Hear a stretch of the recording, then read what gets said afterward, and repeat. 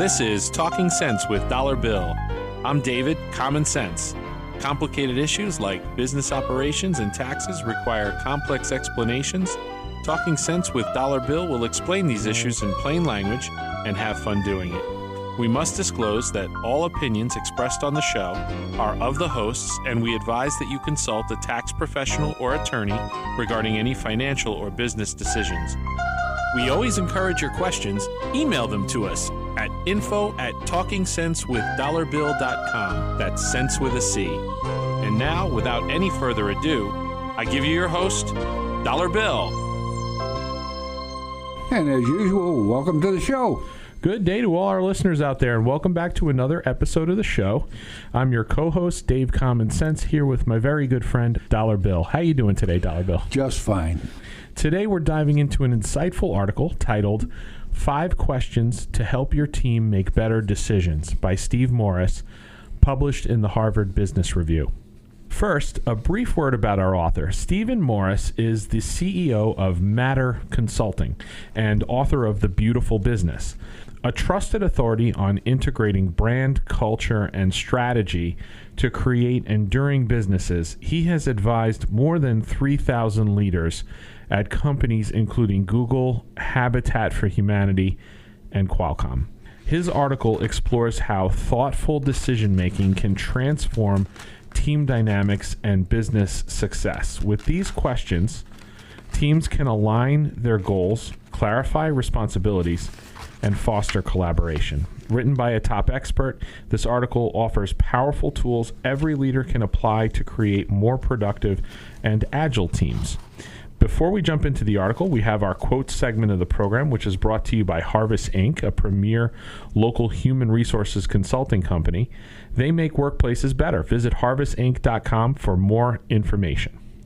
Our first quote comes from Robert Rubin, who is the former U.S. Secretary of the Treasury, and he said, "The quality of a decision is not determined by its outcome, but by the process by which it was made." Well, that's pretty deep, isn't it? So the challenge here is trying to figure out what he's referring to when he says that it's the process. The process of coming up with the idea or the direction is what he's alluding to, right? So let me hear the quote again. Sure. I'll give you the quote again. "The quality of a decision is not determined by its outcome, but by the process by which it was made." Yeah, I understand the intent, I believe, and that he's trying to say it doesn't matter what your decision is, but how you came to the realization that it is a decision. And I'm not really sure that process can be defined as easily as we would like, because certainly a lot of factors influence how that decision is discovered and or created. And usually all the circumstances around which that decision is being made is that process. So as we look at that or try to evaluate the process of what we do as far as that decision is made, it's like toss a coin. Heads, I'll do this, and tails, I'll do that. That's one of the processes that you could use to make a decision. It doesn't mean it's going to be right or wrong, but at least you took the initiative to make a decision. And I think that's more the direction that he's going to, not necessarily, because the process of tossing the coin may be a reasonable approach to the decision you're trying to make, because the consequence of that decision is not harming anyone, or there's other circumstances that get involved there. But we have to look at all the aspects of what is causing you to make the decision. We've got another quote, Dollar Bill. This one comes from a movie that I really enjoy. I don't know if you've seen it, Dollar Bill. Glengarry Glen Ross. It's a David Mamet play turned into a movie. And there's a character in the movie named Blake, and he comes out and he tells the sales team this quote: AIDA, attention, interest, decision, action. Get them to sign on the line which is dotted. He's trying to teach them how to sell real estate. So get their attention, create or improve their interest, and then what's the D again? The D is the decision. Make the decision. Huh? So we were just talking a little bit about, what's more important, the outcome of the decision you make or the process that you use to get to the decision. And now we're talking about trying to develop a process. Trying to develop a little process, yes. Yeah, so I guess the ultimate process or the ultimate reason you're developing a process is because you want a particular decision to be the outcome. That's where you're predetermining what the outcome ought to be. I'm not sure that I like that, but that's probably the best way when it comes to the concept of sales. But when it comes to the concept of decision making itself, I don't want to predetermine the outcome. I want to see what the results of the process are going to be or more likely to be so that I can decide whether to use that process. So it's far more important to have a process whereby you're able to uncover the different pieces of information that you're going to need in order to establish the right decision. So that's a different process, but that philosophy or what you were disclosing there or illustrating is more the concept of a sales-oriented type of a purpose. Yeah. So the process is designed to create the result or the decision, whereas we're discussing or we're trying to establish how to make the decision without predetermining the decision. That's awesome. Let's get to the next quote. The next quote is from literature. It's from William Shakespeare's Hamlet. And it's not the one you're thinking, the famous quote about making a decision. It's a different one. It's from Polonius in the play, and he says, "This above all, to thine own self be true." And there you have it, your own character, your own values. What helps you make that value decision and be true to yourself? That's the honesty and the credibility of really being introspective so that you're not putting some glorious idea in your own head and making yourself feel better than you truly would be entitled to. There's a certain gentleman, he says, "How are you? Better than I deserve." So you have to understand that there's a little humility and a little progress in that same sentence. Sure. Our last quote is from William Butler Yeats, who was a poet and playwright. He said, "Do not wait to strike till the iron is hot, but make it hot by striking." I guess there's a little concern there that I would have about getting burned. Yeah. I like this quote. It's solid. It's a reasonable direction, that's for sure. The challenge in knowing how hot to make it before you get burned. Yeah. It's I want to make it so that it's more than desirable and functional and effective, and doing so that people would want to make that decision. You know what it says to me? It says to me something about don't wait for the circumstances to be right, but go ahead and start striking the iron. Start acting on your hopes and your dreams and your plans for your business. So don't sit on the side. Start taking action. Yeah. I think it's time to dive into this article. And the article, again, is entitled 5 Questions to Help Your Team Make Better Decisions by Steve Morris, published in the Harvard Business Review. So the article starts off, and I quote, "Great teams make great decisions, but decision-making often suffers when roles are unclear, data is incomplete, or emotions dominate the process. Asking the right questions can align teams and streamline the decision-making process. These questions serve as a framework for clarity, alignment, and progress in any team environment, regardless of industry." And there we are, back to sometimes the question's more important than the answer. Yeah. And obviously, this article is going to be about some questions that our author presents to us as good questions to help in your decision-making process. So Getting back to the article, and I quote, "Decision-making in teams is often hindered by unclear objectives, insufficient information, or emotional biases. Teams must approach decisions with a clear framework that prompts them to ask key questions, ensuring alignment and avoiding common pitfalls. With the right structure, teams can turn decision-making into a strength rather than a liability, creating momentum towards shared success." Hard to argue about that suggestion. Yeah, what do you think are some of the things that hinder good decision-making? Not understanding what it is you're trying to decide. So clarifying, as we've talked about many times, what is it you are specifically trying to evaluate and or decide about. So the first question our author gives us is, what decision are we actually trying to make? Which is exactly what you just said, How Dollar about Bill. Clearly defining the decision, and I'm quoting, "Clearly defining the decision at hand helps eliminate ambiguity and ensures that all team members focus their efforts on the same objectives. Teams often waste valuable time on irrelevant issues or tangential discussions when the discussion itself is unclear.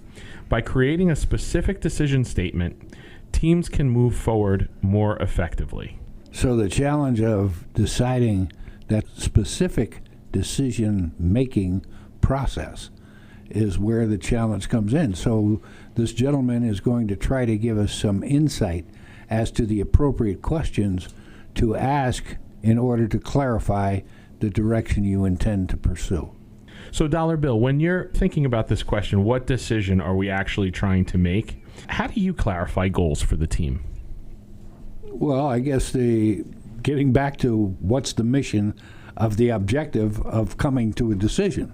Yeah. You know, how does that relate to the mission you're trying to accomplish? That's where I come from when I'm talking about making a decision. And usually, too, I mean, it's whether I'm flipping a coin or whether I'm getting absorbed into the process and trying to ensure that I understand the point of that decision. The point of the decision. Right. What is the purpose of the decision? It's, I'm not looking at the consequences of the decision. I'm only looking at what decision am I trying to make. Who brings you the decision to make? Well, whether it's a client or whether it's a friend or whether it's a circumstance in personal life or in business life, you want to be in a circumstance where whatever decision you're making isn't going to harm anyone and is going to be to the best benefit of anybody who's involved in the process of the outcome of that decision. It's kind of like do no harm. Absolutely. Hopefully, unless you're in the middle of a war and you have to make a decision whether to fight or run. So that could be kill or be killed. There's that's an elaborate array of decision-making processes that we just alluded to. Bring it down to bring it over to small business. Well, generally, do you want to sell more? Do you want to provide better services? You're creating a question that will give you the direction, or hopefully, after we address some of these issues that this author's suggesting, we'll get a clearer picture of what decision we're trying to make as it relates to the business environment. Okay. The next question that he suggests that you ask is, what do we already know? Process-wise, if we already have an experience or a portion of the answer because we have the anticipated result or we have experienced the actual result of a prior decision that more likely will lead us to the same process, well, that's kind of what that question seems to mean to me. So how do you gather the information that you already know? Hopefully from your own mind as you've to recall it. And I mean, like with your team, in your business and with your team. The team itself has to extract information from its experiences, and then you can document it in saying, what do you think about this particular circumstance or this particular anticipated result? How do we come to a conclusion with the team as a whole once we've segregated and or attempted to identify the specific tasks that we need to perform in order to get to that decision? There's only so many ways to approach the decision process, and whether it's a single person or the team together, somebody's got to take the reins, somebody's got to write it down. I love having an agenda. I love having notes and minutes from a committee meeting or from the group meeting, and somebody's got to put that stuff down. And when you get an individual who has the insight to write the correct or reasonable words that can help the group as a whole once they relate to it and say, oh, I read those minutes. Oh, yeah, we said that, didn't we? Oh, that was a good idea.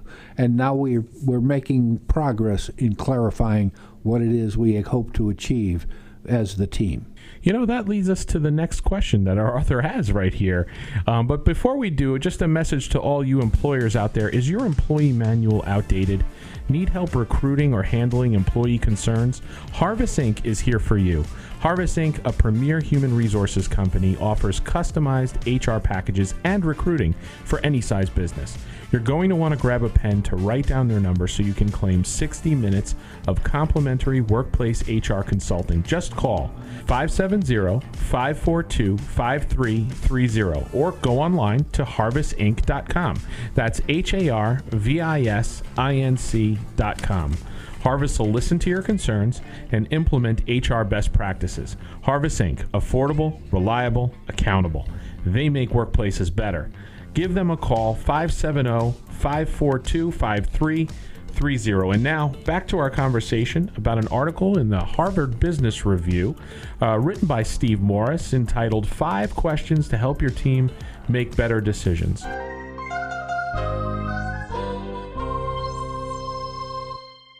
Dollar Bill, you were just talking about how you gather information, from and for your team, and you alluded to assigning somebody a role within that process. The next question that our author suggests we ask when we're making decisions is, who is responsible? Well, generally speaking, the team, especially when you're talking about self-managed teams, somebody's got to take the initiative to say, I'm going to help direct the direction of our discussion. And if, in fact, the group as a whole says, okay, Fred, you seem to have a handle on some of the ideas that we're talking about. How about you throw something out to the table and we'll start responding? Here's what our author has to say about it. Assigning clear ownership of each aspect of the decision-making process ensures accountability and prevents overlap. When everyone knows their role, decisions can be executed with greater speed and precision, reducing friction within the team. Ownership provides clarity and allows each member to take responsibility for their part in execution. The nature of that perspective is understanding what qualities each member of the team may possess that will enhance the result of the group as a whole. So when you look at the individual capacities of each of the team members, and each member is recognized for their specialty or that particular aspect, you're going to gain a lot of ground, because everybody in the team, hopefully when you get to that segment of the operation or the objective, you're going to allow that person with the most experience and the largest background in that particular area to exercise the input, which doesn't mean you're going to exclude the rest of the team, but you're hopefully going to have an honest discussion about why that particular direction that that individual with the most experience and the most understanding of that particular objective is going to be able to explain to the rest of the team why it is that's a sound recommendation.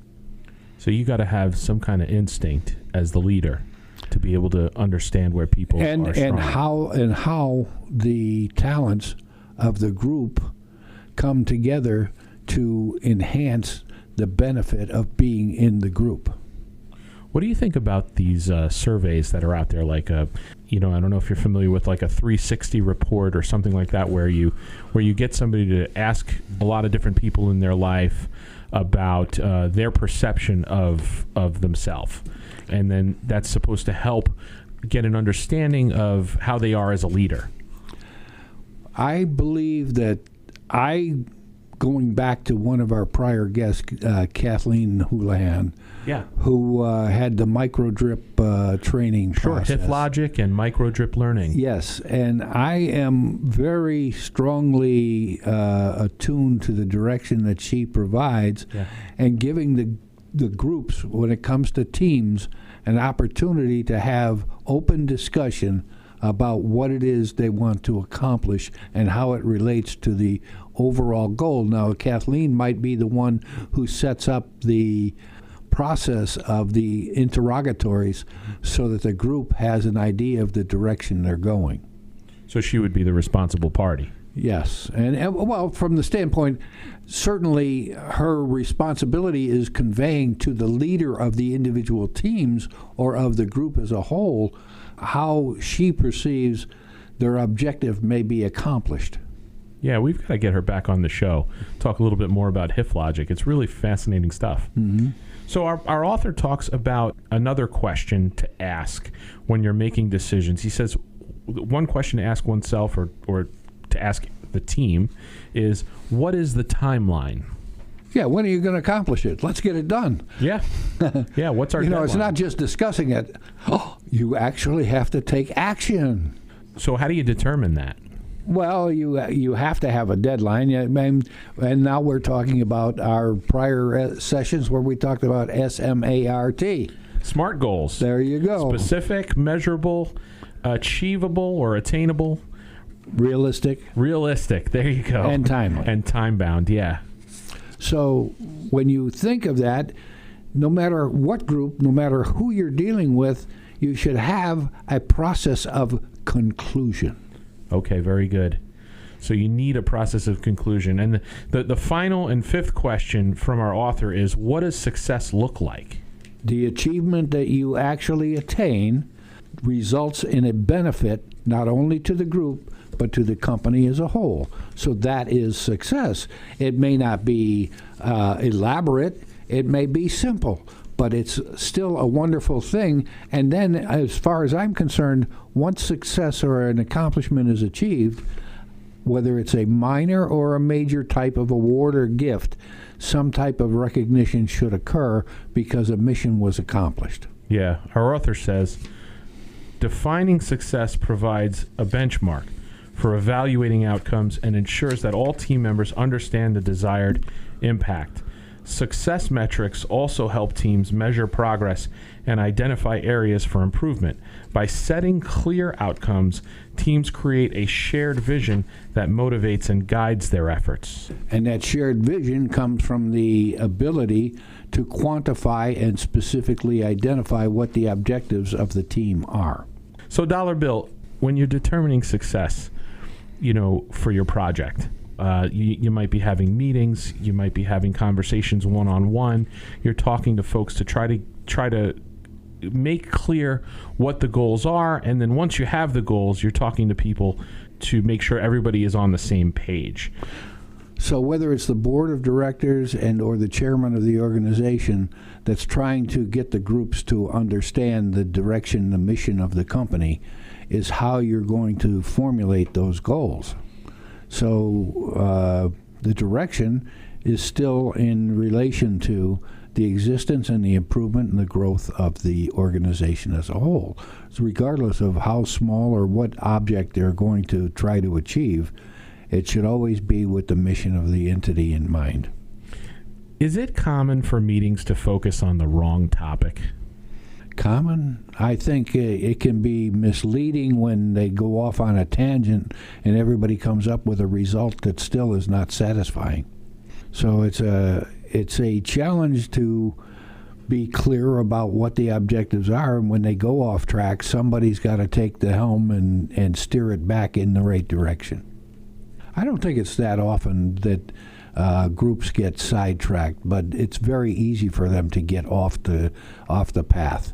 And as we've discussed in many of our discussions, that it's actually appropriate when you use an alternative path, but it's still got to have the objective in mind.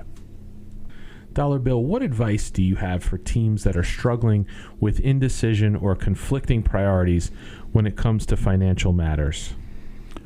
Well, when it comes to financial matters, you've got to look at the financial results. And if you failed because you don't have the money and the money's been consumed in a way that was not as profitable or effective as you should have spent it, then you have to draw back, say, where am I going to get these resources? How am I going to have to borrow money? Am I going to have to accept new investors? How am I going to generate more revenue that can help the company get out from under what may have occurred? But at the same time, as you know, I'm not against knowing when to fold them. Knowing when to hold them and when to fold them. There you have it. That's awesome. What about deciding when to do things? Like, for example, deciding when you should do something simultaneous with other things or do things chronologically in succession. And I'm talking about, the leader as an individual, but I'm also talking about the team. Yeah, well, each member of the team has got to do a specific aspect or a specific task that's going to benefit the group as a whole. That's your objective. But you don't always know that you erroneously allowed 3 of the members of the group to work on the same objective, and they come up with the same result. And that's because they all use the same references and statistics and information. So their conclusion should be comparable.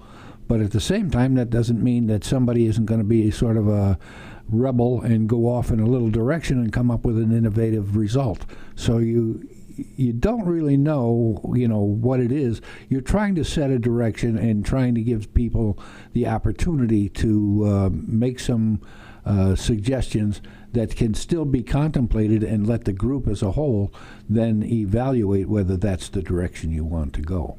This sounds like what you're telling us here is you've got to do a few things as a leader when it comes to making decisions. You've got to be able to have a good sense of who on your team is adept at what particular kinds of things, and then you've got to be able to communicate what you're working on to everybody. Yeah, and not only that, but to have all of the group respect each other as much as any single individual, no matter how great their capacity is. But certainly when you have a lot of respect for the leader of the group or the individual who seems to assist at setting the direction, that person's going to be able to persuade more people to follow that direction that he's suggesting, and hopefully it's going to be for the benefit of the organization. I want to say, Dollar Bill, as our leader here, we've got a lot of respect for you. Well, I appreciate that. Yeah, 100%. We've got a couple of resources, if you like this topic, that we'd like to recommend that you check out. One of them is a show that streams on Netflix, and it's called Suits, which is a really fun show. It highlights the high-stakes decision-making process in a corporate legal setting where characters navigate challenges and risks and strategies to achieve their goals. And then another one is a comic book. We'd like to recommend X-Men, The Leadership Chronicles by Jonathan Hickman.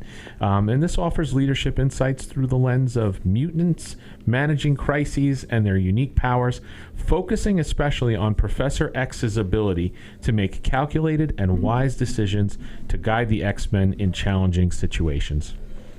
Well, folks, that wraps up today's show. We've explored the powerful decision-making strategies outlined in 5 questions to help your team make better decisions, written by Steve Morris and published in the Harvard Business Review. These insights can help teams align, execute, and achieve success in any organization. Dollar Bill, I turn it over to you for final thoughts and your sign-off. Well, the directions and the suggestions that were made by the author were, considered, mind twirling as far as where the things can go and what can happen. But I do appreciate his suggestions, and I hope that you can turn your common sense into dollar bills. To all our listeners, if you like this episode, you can find it and all other episodes of Talking Sense with Dollar Bill, both on Spotify and at radiobold.com/Talking Sense. Join us next week for a new, fun, and interesting show. We hope you are inspired to start your own small business or grow the one you're currently leading.